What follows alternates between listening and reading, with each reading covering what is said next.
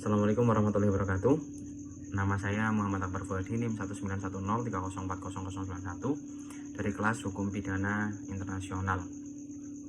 Pada kesempatan kali ini saya akan mempresentasikan hasil dari tugas UAS Hukum Pidana Internasional. Globalisasi adalah kejahatan yang menyebabkan kejahatan dilakukan tanpa mengenal batas wilayah negara.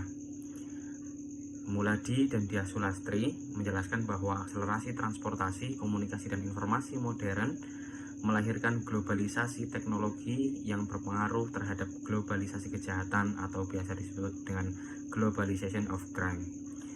Kebijakan hukum pidana atau criminal policy yang dapat dilakukan dalam menanggulangi hal tersebut adalah dengan warmaking criminology of harm creating on crime yang bersifat bermusuhan sebagai pendekatan yang represif dan dikombinasikan dengan pendekatan preventif mutualisme atau kebersamaan atas dasar peacemaking criminology. Secara teoritis sendiri, ada beberapa istilah yang bisa kita kenal untuk menggambarkan perbuatan yang disebut sebagai kejahatan menurut hukum internasional. Yang pertama adalah kejahatan internasional, yakni kejahatan yang peristiwanya bersifat internasional, lintas batas negara, dan menyangkut kepentingan lebih dari satu negara. Kemudian yang kedua, kejahatan transnasional, yakni kejahatan yang sebenarnya adalah kejahatan nasional, namun mengandung aspek lintas batas negara.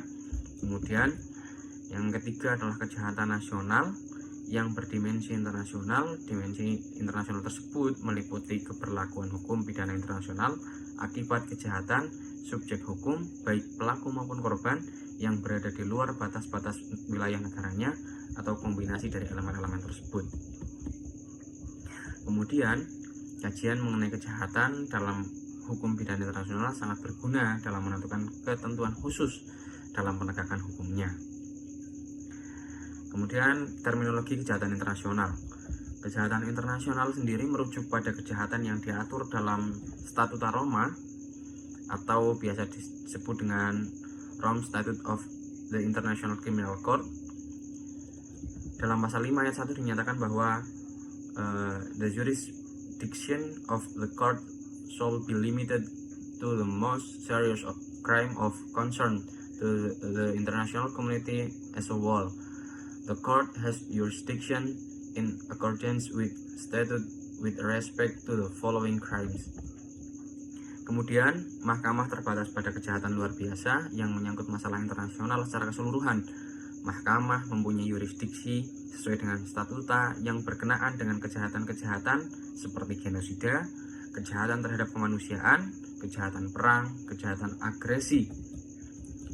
Unsur kejahatan internasional dapat meliputi ancaman secara langsung maupun tidak langsung terhadap perdamaian atau keamanan dunia, serta menimbulkan guncangan pada hati nurani manusia, perilaku yang mempengaruhi lebih dari satu negara, atau mempengaruhi perilaku termasuk warga negara dari lebih satu negara, dan sarana dan metode tersebut melampaui batas-batas nasional, serta unsur diperlukan adanya kerjasama antar negara.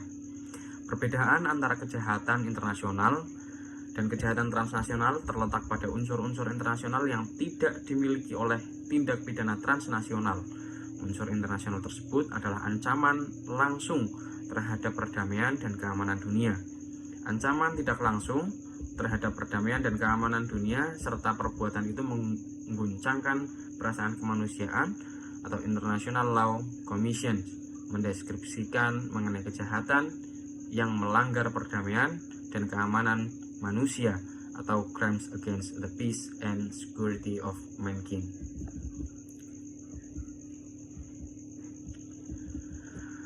Romli Atmasasmita mengatakan bahwa ada satu unsur pokok yang membedakan satu perbuatan dengan kejahatan internasional atau bukan, yaitu bahwa tindakan tersebut harus mengandung unsur transnasional atau internasional yang salah satunya adalah lintas batas teritorial.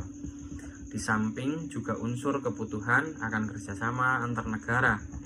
Pemberian status sebagai kejahatan internasional bergantung pada dua faktor, yaitu yang pertama, tindakan itu sudah merupakan tindak pidana yang sangat membahayakan kepentingan masyarakat nasional atau serious crimes of international concern. sehingga setiap negara memiliki kewenangan untuk mengadili tindak pidana itu tanpa memperhatikan tempat terjadinya tindak pidana itu. Tindak pidana tersebut merupakan wewenang penuh pengadilan pidana internasional. Dalam terminologi mengenai kejahatan internasional, ditemukan pula jus cogens dan obligatio erga omnes. Mengenai hal tersebut, M. Sharif Bassioni mengatakan international crimes that rise to the level of jus cogens constitute obligatio erga omnes which are inderogable. Kejahatan internasional yang naik ke tingkat jus cogens merupakan kewajiban erga omnes yang tidak dapat dipisahkan. Lebih lanjut, dikatakan bahwa kewajiban erga omnes berkaitan dengan implikasi hukum yang timbul dari karakteristik kejahatan tertentu sebagai jus cogens. Kemudian yang kedua adalah terminologi kejahatan internasional. Muller berpendapat bahwa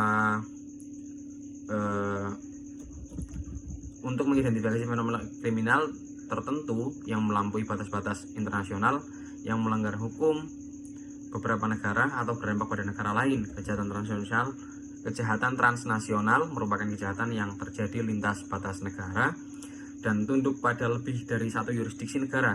Kejahatan transnasional disebut juga crime of international concern atau treaty crime yang melibatkan lebih dari satu yurisdiksi nasional dan tunduk pada kota, bukan yurisdiksi internasional.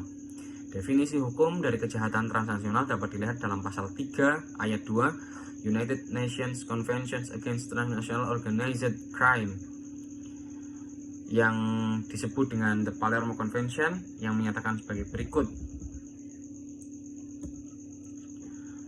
Yang pertama adalah it's committed in more than one state, kemudian it is committed in one state but a substantial part of this preparation, planning, direction, or control takes place in another state. Kemudian it is committed in one statute but involves an organized criminal group that engages in criminal activities in more than one state. Or it is committed in one state but has substantial effect in another state. Demikian presentasi dari saya. Terima kasih. Assalamualaikum warahmatullahi wabarakatuh.